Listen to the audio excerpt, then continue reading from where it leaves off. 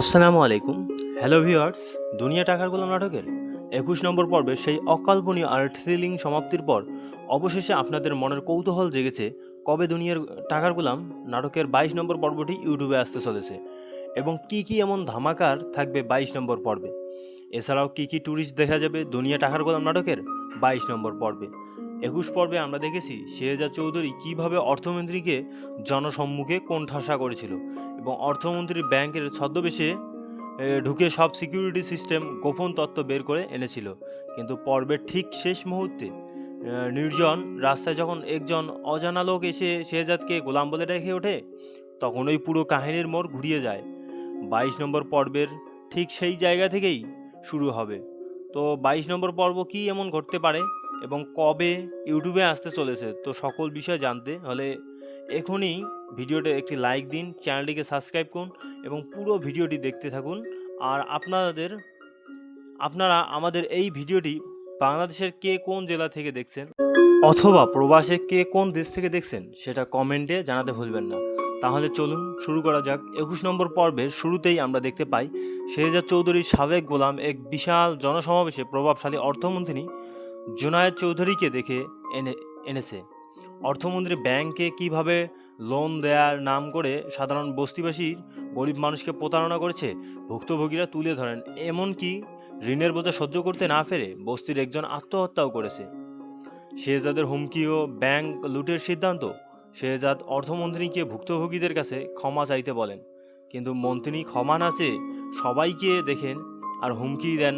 শেহজাদ তখন ঘোষণা দেন যে তিনি অর্থমন্ত্রীকে ধ্বংস করবে এবং বস্তিবাসীদের সব টাকা ফিরিয়ে দেবেন। পরবর্তীতে এক অভিভাবকের সাথে কথা বলার প্রসঙ্গে শেহজাদ জানান তিনি অর্থমন্ত্রীর ব্যাংকে ডাকাতি করে লুটের টাকা অন্যায়ভাবে ক্ষতিগ্রস্ত সাধারণ মানুষের মাঝে বিলিয়ে দেওয়ার পরিকল্পনা করছেন। ফাতেমাকে রিশাদের ব্ল্যাকমেইল ও টাকার দাবিতে রিশাদ কাজী অফিস থেকে ফাতেমা তার বিয়ের গোপন কাগজ পত্র তুলে এনেছেন। ফাতেমা ও তার সংসার রক্ষা করতে চাইলে রিশাদ তার কাছে ৫০ লক্ষ টাকা দাবি করেন। ভয় ও মানসিক চাপে পড়ে ফাতেমা শেহজাদকে কিছু না জানিয়ে সেই মোটা অঙ্কের টাকা রিশাদের হাতে তুলে দেন এবং বিয়ের সমস্ত ডকুমেন্ট ও ডিভোর্স পেপার সব নেয়ার সিদ্ধান্ত নেন। ঋতুর বাড়িতে শেহজাদ তার পুরনো স্থান অর্থাৎ ঋতুর বাড়িতে যান। স্মৃতিশক্তি হারিয়ে এক সময় যে গোলাম শেহজাদ হিসেবে আত্মপ্রকাশ করেছিল, ঋতুর পরিবার আবার তার সাথে সম্পর্ক ও বিয়ের পুরনো আশা করতে থাকে। কিন্তু শেহজাদ স্পষ্ট জানিয়ে দেন তার অতীতের কথা কিছুই মনে নেই এবং বর্তমান জীবনে ফাতেমা, মেয়ে শ্রেয়া ও তার মা ছাড়া দ্বিতীয় কেউ নেই। তাই ঋতু যেন তাকে পাওয়ার কোনো আশা ভবিষ্যতে আর না রাখে। ব্যাংক লুটের গোপন শখ। শেহজাদ ছদ্মবেশে ব্যাংকে ঢুকে অর্থমন্ত্রীর ব্যাংকে যান। নিজেকে একজন বড় কোটিপতি গ্রাহক সাজিয়ে তিনি ম্যানেজারকে ফাঁদে ফেলেন এবং অতি উৎসাহী ম্যানেজার শেহজাদকে আস্থা দিতে গিয়ে ব্যাংকের গোল্ড কোথায় অবস্থিত, সিসি ক্যামেরা এবং এমার্জেন্সি রেড অ্যালার্ম বাটন কিভাবে কাজ করে সব গোপন নিরাপত্তার তথ্য ফাঁস করে দেন। অন্যদিকে ঋতু তার ঘরে ব্যাকুল হয়ে কান্নাকাটি করে এবং সৃষ্টিকর্তার কাছে মিনতি জানাতে থাকেন যে তার গোলামকে ফিরিয়ে দেওয়ার জন্য। অন্যদিকে নাটকের শেষ মুহূর্তে শেহজাদ যখন একা একা হেঁটে যাচ্ছিল তখন দূর থেকে অচেনা একজন লোক এসে তাকে সোজাসুজি গোলাম বলে ডাক দেন এবং পর্বটি সেখানেই সমাপ্ত হয়। ২১ পর্বে সেই তীব্র উত্তেজনা রহস্যময় মোড়ের পর ২২ নম্বর পর্বে শুরুতেই ছায়া ফেলবে এক বিশাল ঝড়। ২১ পর্বের একদম শেষ দৃশ্যে আপনারা দেখেছিলেন নির্জন রাস্তা দাঁড়িয়ে থাকা শেহজাদ চৌধুরীকে পিছন থেকে কেউ একজন হুট করে গোলাম বলে ডেকে ওঠে। ঠিক সেখান থেকেই শুরু হবে ২২ নম্বর পর্বের ধামাকা। শেহজাদ যখন পিছনে ঘুরে দেখে সে মধ্যবয়সী রহস্যময় লোক তার দিকে চেয়ে আছে। শেহজাদ ভেবেছিল লোকটা হয়তো তাকে অপমান করতে এসেছিল, কিন্তু লোকটির মুখে প্রথম বাক্যটাই শেহজাদ পুরো পায়ের নিচের মাটি নাড়িয়ে দেয়।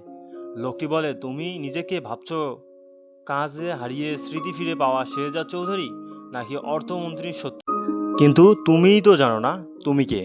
লোকটি জানায় স্মৃতি হারানোর আগে শেহজাদ যা ভেবেছিল তার চেয়েও বড় সত্য লুকিয়ে আছে তার অতীতে। সে আসলে কোনো সাধারণ ব্যবসায়ী বা কাজের লোক ছিল না। সে ছিল অর্থমন্ত্রী জুনায়েদ চৌধুরীর আসল একমাত্র ভাগ্নে এবং তার বিশাল সম্পত্তির প্রকৃত মালিক। মন্ত্রী জুনায়েদ চৌধুরী বছরের পর বছর ধরে তার বাবার সম্পত্তি অন্যায়ভাবে দখল করে তাকে স্মৃতি ভুলিয়ে রাস্তায় নামিয়ে দিয়েছিল। অর্থাৎ এতদিন শেহজাদ চৌধুরী যাকে কেবল বস্তিবাসীদের স্রোত মুখোমুখি দাঁড় করিয়েছিল, সে আসলে তার নিজের পরিবারেরও পরম শত্রু। এই সত্য শোনার পর শেহজাদ ভেতরে রক্ত যেন ফুটতে শুরু করে। সে বুঝতে পারে অর্থমন্ত্রীর বিরুদ্ধে এই লড়াই এখন আরও শুধু অন্যের শত্রু নয়, এটা তার নিজের অস্তিত্ব আর প্রতিশোধের লড়াই। অন্যদিকে গল্পর মোড় নেয় ফাতেমা আর রিশাদের দিকে। রিশাদের লোক যেন কোনো সীমা মানছিল না। ফাতেমা অনেক কষ্টে শেহজাদকে লুকিয়ে 50 লক্ষ টাকা জোগাড় করে রিশাদের হাতে দিয়েছিল এবং ভেবেছিল মুক্তি পাবে। কিন্তু শয়তান রিশাদ ব্ল্যাকমেইল থামায়নি।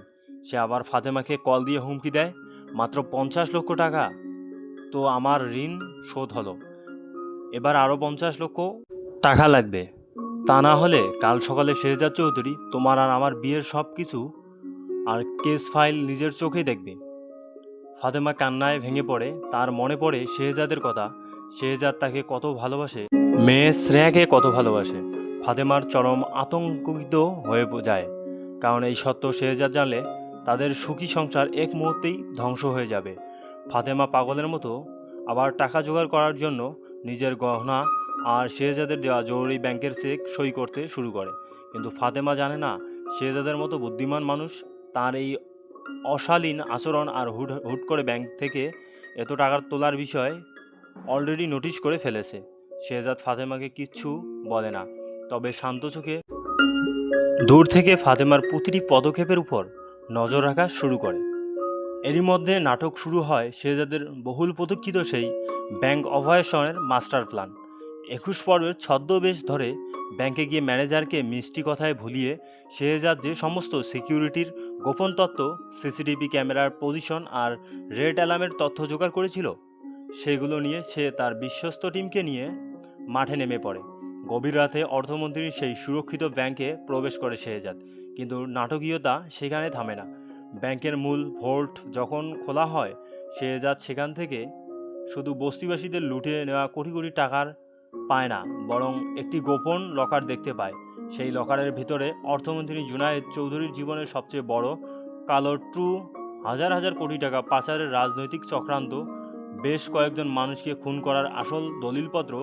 শেহজাদ বিশ্বস্ত হ্যাকার টিম ব্যাংকারের পুরো সিকিউরিটি লাইন হ্যাক করে এমনভাবে অ্যালার্ম লক করে দেয় যেন পুলিশ কোনোভাবেই টের না পায়। আর ব্যাংকে পুরো টাকা ও দুর্নীতির ফাইল নিজের আয়ত্তে নিয়ে শেহজাদ সেখান থেকে নিঃশব্দে বেরিয়ে আসেন। শেষ দৃশ্য এক বড় ধাক্কা আসে ঋতুর পক্ষ থেকে। ঋতু শেহজাদকে ভালোবেসে প্রায় উন্মাদ হয়ে গেছে। সে ভেবেছিল শেহজাদ তাদের বাড়িতে গিয়ে আবার আগের গোলাম হয়ে ফিরবে, কিন্তু শেহজাদ যখন তাকে সোজা বলে এসেছে যে তার জীবনের ফাতেমা ছাড়া আর অন্য কেউ নেই, ঋতু সেই ভালোবাসা এবার তীব্র অন্ধ হিংসায় রূপ নেয়। ঋতুর মা আর ভাই তাকে আরও উস্কে দেয়। ঋতুর সিদ্ধান্ত নেয় যে সে শেহজাদকে ধ্বংস করে দেবে, নয়তো নিজের করে পাবে। সে সোজা চলে যায় অর্থমন্ত্রী জুনায়েদ চৌধুরীর বিলাসবহুল বাংলোতে। ঋতু মন্ত্রীকে গিয়ে বলে, আপনি যাকে শেহজাদ চৌধুরী ভেবে ভয় পাচ্ছেন, সে আসলে আমার বাড়ির কাজের ছেলে, গোলাম ছিল। আর তার সবচেয়ে বড় দুর্বলতা হলো তার স্ত্রী ফাতেমা। ঋতু মন্ত্রীর সাথে হাত মেলায় এবং ফাতেমার অতীত, রিশাদের সাথে ফাতেমার ব্ল্যাকমেইলের পুরো কাহিনী মন্ত্রীর কানে তুলে দেয়। মন্ত্রী এক শয়তানি হাসি দেয়। সে ভেবেছিল শেহজাদকে আটকানো অসম্ভব, কিন্তু এখন সে শেহজাদের একদম নরম ললায় হাত দেওয়ার রাস্তা পেয়ে গেছে। মন্ত্রীর পরিকল্পনা করে শেহজাদকে সামনাসামনি না মেরে ফাতেমাকে তুলে এনে শেহজাদকে মানসিকভাবে শোধ করে দেবে। কাহিনীর সবচেয়ে ক্লাইম্যাক্স মুহূর্তটি ঘটে ফ্যাক্টরিতে।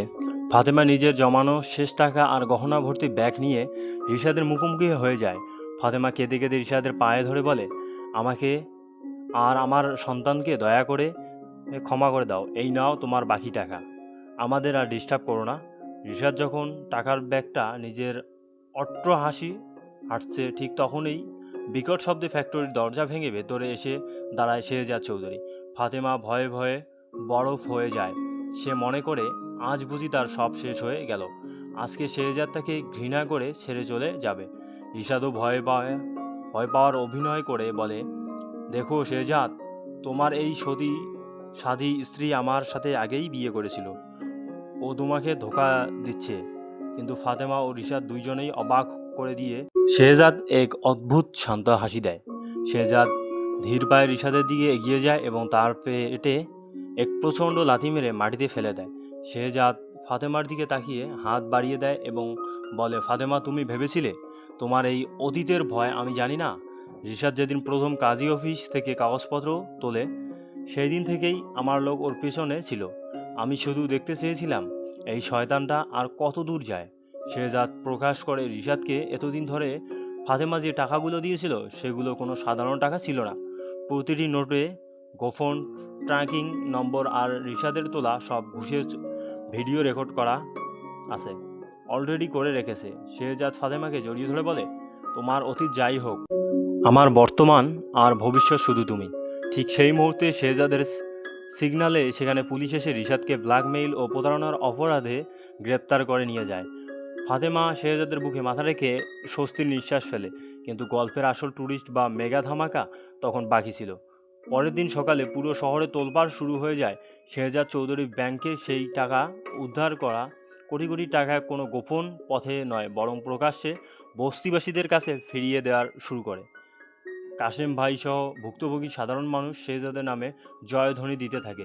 ঠিক তখনই সেখানে একের পর এক পুলিশের গাড়ি নিয়ে উপস্থিত হয় স্বয়ং অর্থমন্ত্রী জুনায়েদ চৌধুরী এবং তার সঙ্গে পুলিশ বাহিনী ও ঋতু।